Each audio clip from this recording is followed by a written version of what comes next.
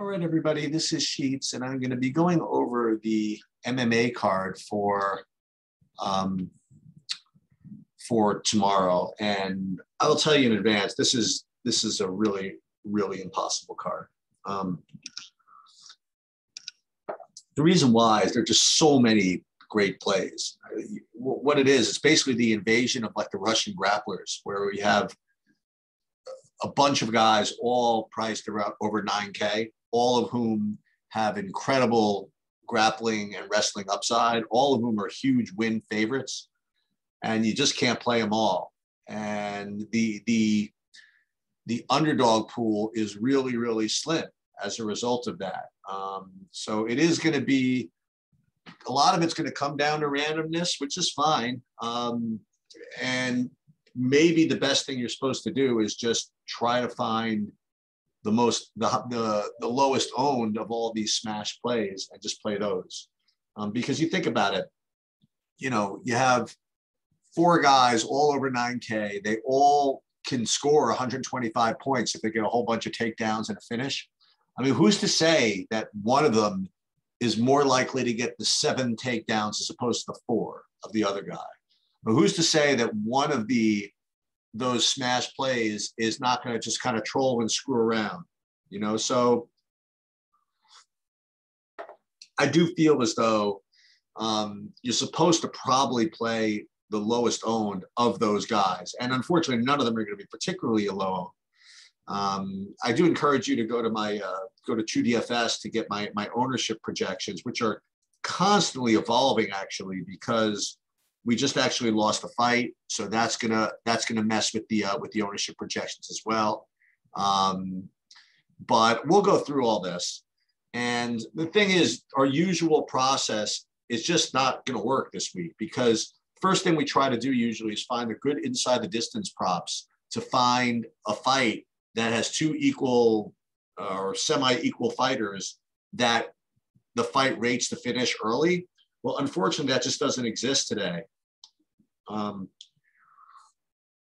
Because yes, there are some fights that are kind of close, but those are the fights that do not rate to finish early.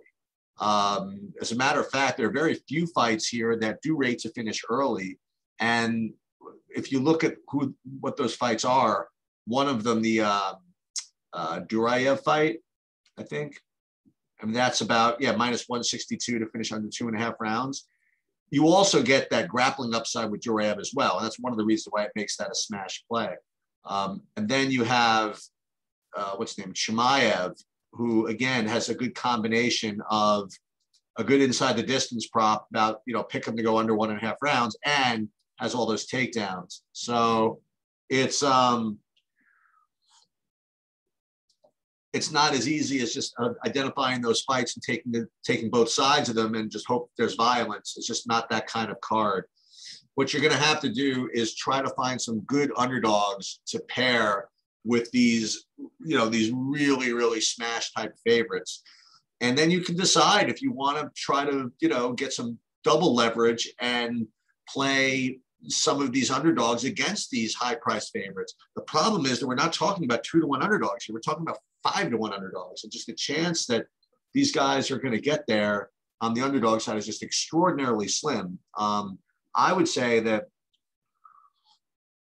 these guys should probably be priced closer to, say, 6,500 than 68 or 69 or something like that. So that is the problem. And what also that does provide, though, is a slate situation where it's possible that you could hit the optimal here with a loser. Because if you let's say you pick the right 4 smash plays, okay, and then you just punt some underdog that doesn't really win but just hangs in there enough to get 40 points. Remember, that 40 is going to be paired with like 125 of somebody else. It's the equivalent of getting 280s, 280s. So it's I think it's important when you're looking for underdogs to pick underdogs that either have direct leverage against those high level grapplers, or one that has some grappling himself, so that even if he loses, maybe he has a shot. So how are we going to attack this slate? We're just going to kind of be all over the place here, and I do apologize, but that's the way I'm going to do this. I'm going to start with the 2 5-round fights because there are 2 of them. One is Teixeira Blachowicz, and the other is Sandhagen Jan.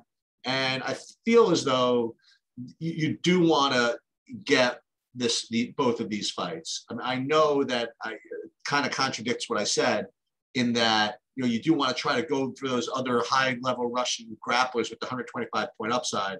But the fact of the matter is that these fights are projecting pretty well also. Plus, you get those 5 rounds if things don't go early, for you. So I really do think that you're supposed to play both of these main event fights, even given the fact that there might be, several high upside spots on the card outside of it. So I don't have a particular take on the fights, on the Teixeira Blachowicz or the Sandhagen Jan. I've been pretty good with my actual takes in the last couple of weeks, but I really don't have much this week as far as that goes. Just basically attacking the numbers and the styles. And the thing is that there's no big style advantage as far as DraftKings scoring goes with either of these fights. I mean, you can make the case that Sandhagen could get some takedowns. You can make the case that Jan could get some takedowns. Blachowicz and Teixeira, you don't have that style versus style thing that we kind of look for. So I honestly am probably just going to get, the amount of exposure from each of these fighters as their win odds predict. So I'll probably go, 75% Blachowicz, 25% Teixeira, and then maybe, 66%, Jan and 33% Sandhagen, maybe something like that. That's first of all. Second of all, I do want to identify a couple of underdogs here for different reasons. I do want to identify Marcin Tybura. He doesn't have direct leverage off of his opponent because I think Volkov is actually going to be one of the lower owned of the favorites. And that's because Volkov isn't really that high grappling type guy. He's more of a striker. As a matter of fact, I would venture to say that Tybura might be the style pick in this fight. I mean, I think is more likely to have that grappling upside and control time upside than Volkov is, to the point where I think Tybura hits that second condition I described, that even if, he doesn't win, and look, he's a 2-1 underdog, he's probably not going to win, but he's being priced, pretty fairly, I guess, 7,200. That's what 2-1 underdogs are supposed to look like. Even if he doesn't win, I think he can get enough takedowns, maybe, or control time, maybe. Let's say he gets 1 round of like good control time, good takedowns, and, he loses a tough decision, maybe he gets 45, 50 points. Maybe that is enough if you pair him with some of these big, these big 125-point upside guys like Shemaev or Duriev, which we're going to get to a little bit later. Another one who, I guess this is kind of a take. All right, fine. I'll give you one take.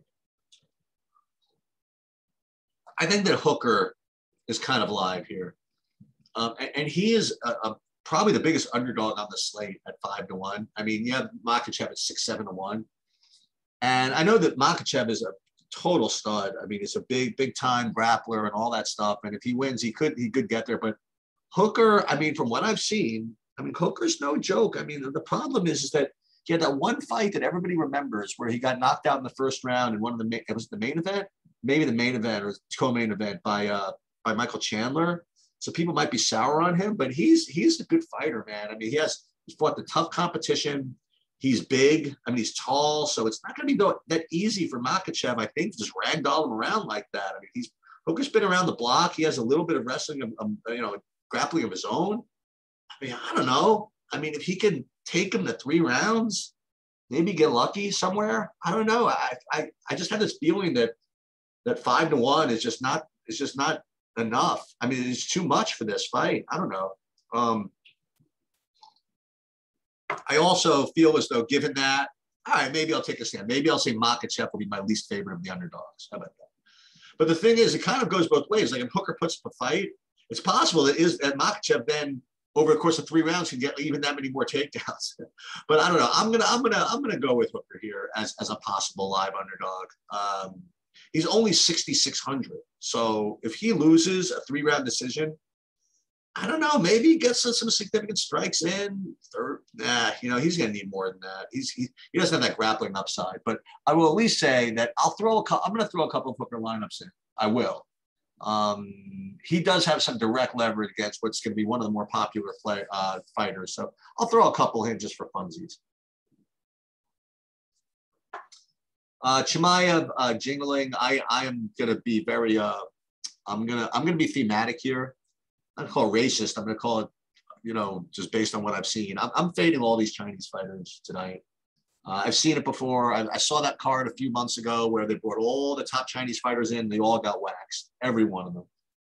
They had the best one of them all was a woman in one of the co-main events who was a 2-1 favorite. She lost in 40 seconds. All of them, they all got smoked. So when I'm prioritizing some of these matchups, I'm not gonna take these guys. And I know that if you watch the weigh-in, this Jingling looked really, really pumped to face Chimaev. And I mean, Chimaev is coming off of a pretty nasty bout of COVID, and was actually retired, but just decided he's going to come out of retirement and going to continue on pressing on towards being a champion one day. And I don't know. I don't think I'm going to. Should I take one shot at Jingling? How much money have I lost doing this with these Chinese fighters coming over and just getting killed? I don't know. The one difference is Lee has fought real competition. It's not like those other fighters that just had nothing. So you know what? I am going to do it. I'm going to try it. Chimaev is going to be probably one of the more popular fighters on the slate. I'm going to take a shot. And look, Chimaev, most of the time, 80% of the time, is going to win. And the thing is that the 80% of the time he wins, he's going to score, either by finishing early or by getting multiple takedowns. So I'm not fading Chimaev. I'm going to use him, but I am going to sprinkle. I'm going to throw a couple of Jinglings just for funsies. Ankalev, Ozdemir. I'm just kind of going down the list here. This is a similar fight to all the others. I mean, this guy's got a lot of takedowns in his arsenal. Ozdemir's not that great. It's being priced as such. Just take your pick, really. Actually, I shouldn't say that. I'm gonna prioritize. I'm not gonna have as much of this one. I'll get to the one I like the most in a minute. So let's talk about this fight, this Ribas Jandiroba fight. If you do get there, as far as your construction goes, I don't mind it. I mentioned earlier that, these close fights do not necessarily have the win condition. In other words, you're not, they don't rate to finish early, but maybe, just maybe, and I did this before, you could build a lineup with these middling fighters. And if you get 80 at 8,200, maybe a couple of these grappling fights just don't deliver. And then you're going to be really happy to have a win under your belt. I mean, you have a pick 'em fight pretty much. As a matter of fact, if you really want an equity play, I mean, Ribas is what's the price? It's 8,200, 8,000. Let me just see this. I think that's what it is. And yeah, so actually Ribas has some really, really good win equity here, because Ribas is priced as if she were basically minus 120, but she's a full 160 here. So I think that Ribas actually does have a little bit of win equity here. So I would take some shots with her. Ramos, Tukagov. From what I hear, Tukagov is probably the fade of some of these grapplers. I've heard that he's not that great, so I'll bite with that. And Ramos on the other side, I mean, you need some underdogs, right? But I don't know. I kind of like the Tybura spot a little bit better. I think Tybura's got even though he doesn't have as much great win odds, he's got that grappling, which provides a little bit of a floor. I don't know. It's part of my underdog pool in 20 lineups. If I get to some Ramos, what's his price? He's 7,900. I mean, it's fine. It's not like you're getting 7,500 on him or anything like that. And if you look, you could actually make the case that Tukagov again is kind of like Ribas, right? He's being priced as if he's almost like a 120, but he's actually like a 180. So actually, pure win odds, Tukagov is actually a pretty good play. So that's something we could do. So let's put Hebus in. We'll put in Tukagov, who I don't think anybody's going to play, actually. I mean, honestly. You could build like a middling lineup like this. I know you're getting great win equity here. The problem is these 9,500s are pretty strong win equity also, right? You're getting 5-1 underdog, 5-1 favorites who are being priced like, I guess they're being priced like they're probably 3.5 to 1 maybe. So it's similar, but I don't know. I kind of like this idea to be a little bit different. Okay, Jurayev Kopylov. This is kind of my favorite one. I mean, Kopylov is from what I've heard, he fought nobody in Russia forever, and then he pulled out a bunch of fights. And Jurayev is apparently just a beast, and this is the one that, from what I've heard, has the least. What I've heard has the least amount of variance, and I feel as though this is the one I'm going to feel the safest about of these. I shouldn't say that, but this is the one I'm going to play the most of. How about that? Of those $91, $9,200 guys. And the thing is, I'm not going to play Kopylov on the other side. I just don't see that much of a win condition for him. I'd much rather take a shot at, like I said, some of those guys earlier, like certainly Tybura. And so it's going to be Doria for me. He's probably one of my favorites of those. So Dos Santos, Saint Denis.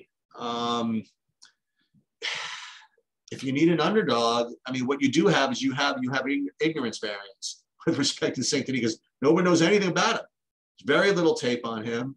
They're very. I mean, I've scoured the earth for takes on this fight, and very few people know much about this. So you do have a little bit of ignorance variance that's going his way. And like Dos Santos has been around forever, so I think that his skill set is being well priced in. Maybe there's some upside for Denis here, right? The problem is again, let's look at these prices. Dos Santos, again, he's being priced like a 160.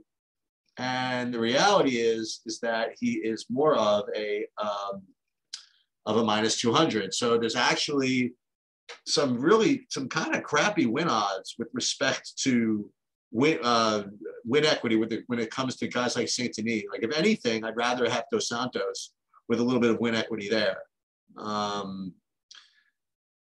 Shamil versus Oleg. From what I've heard, Shamil's kind of a fraud. And this Oleg guy has some talent, but hasn't really shown it. I don't know. He rates as a pick'em.